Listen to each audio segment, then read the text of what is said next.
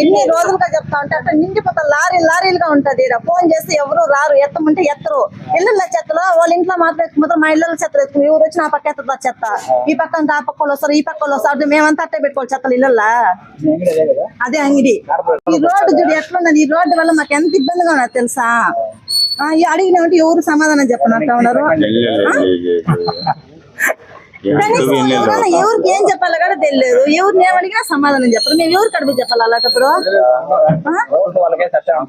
ఓట్లు మేము వాళ్ళకి వేస్తుంటే కొట్లాడుంటాం. వాళ్ళకి వేయలేదు కాబట్టి కొట్లాడుకుంటూ గమ్మున ఉన్నాం ఇక్కడ.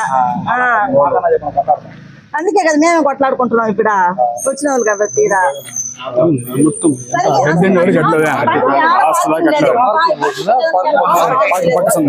నర్సరీ ఉంది రోడ్డు అది చిన్నది వచ్చాము 44 పర్వాలేదు.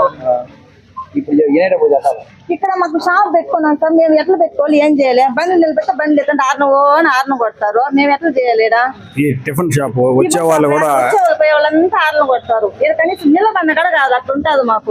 అడిగితే ఎవరు సమాధానం చెప్పరు. ఇక్కడ ఎవరు చెప్పాలంటే ఎవరు ఏం సమాధానం తీసుకోవాలన్నారు. ఇక్కడ ఎవరిని అడిగినా కాంటాక్ట్ లేరు. కాంటాక్ట్ ఎన్ని రోజులు ఉన్నాడు. ఇప్పుడు ఒకరు లేనప్పుడు ఇంకోరు ఎవరైనా తీసుకుంటారు కదా. ఎవరు కూడా చెప్పి చేయాలి కదా. ఇప్పుడు వదిలేస్తే ఎట్లా?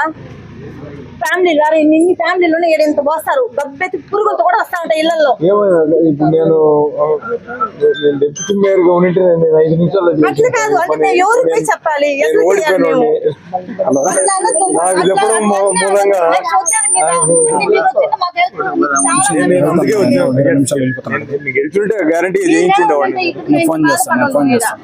వెంటనే మీకు చెప్పుకుంటాం వచ్చి మేము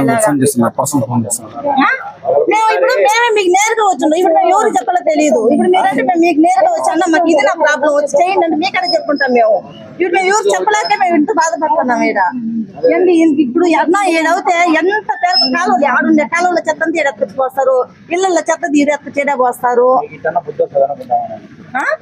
బుద్ధి ఎవరికి రాదు. ఎన్ని అడుగుతారు చెత్త దోశ వాళ్ళు అడుగుతారు. అట్లా అడిగినా కూడా బుద్ధి రానంటుంది. ఎవరికి ఎత్త చెత్తది పోయేస్తారు కాలువలు. అడిగితే మీ ఇంటికాడ పోస్తారు నన్ను అడుగుతున్నారు.